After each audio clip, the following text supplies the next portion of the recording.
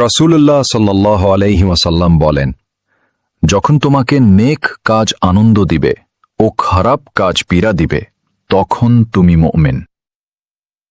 কেয়ামতের দিন পাল্লা ভারী করবে কোন আমল? রাসূলুল্লাহ সাল্লাল্লাহু আলাইহি ওয়াসাল্লাম বলেছেন, কেয়ামতের দিন মুমিনের পাল্লায় সুন্দর চরিত্রের চেয়ে ভারী আর কোনো আমল থাকবে না। আল্লাহ হাফিজ। সবসময় বেশি বেশি তাকবীর পাঠ করা। তাহলে 8টা আমল পেয়ে গেলাম।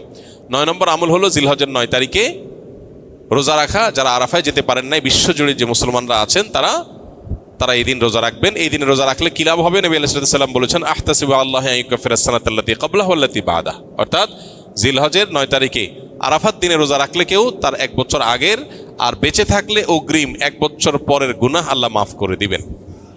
অর্থাৎ সগীরা গুনাহগুলো আল্লাহ তাআলা মাফ করে দিবেন। এই জন্য এই আমলটা করার চেষ্টা করা। শুধু জিলহজের 9 তারিখই নয়, অনেক উলামায়ে কেরাম জিলহজের 1 থেকে 9 পর্যন্ত এই সবগুলো দিনকে রোজা রাখাটাকে মুস্তাহাব বলেছেন। আর 10 নম্বর আমল হলো ঈদের দিনে যে সুন্নাহগুলো আছে সেগুলো পালন করা। অতএব জিলহজের এই দশককে আমল এবং ইবাদত দিয়ে সাজাবার চেষ্টা করব তো আমরা ইনশাআল্লাহ। বেশি বেশি তাকবীর, তাহলিল, তাহমিদ নিজেরা পড়বো, অন্যদেরকে উদ্বুদ্ধ করব। চেষ্টা করা যাবে না ইনশাআল্লাহ।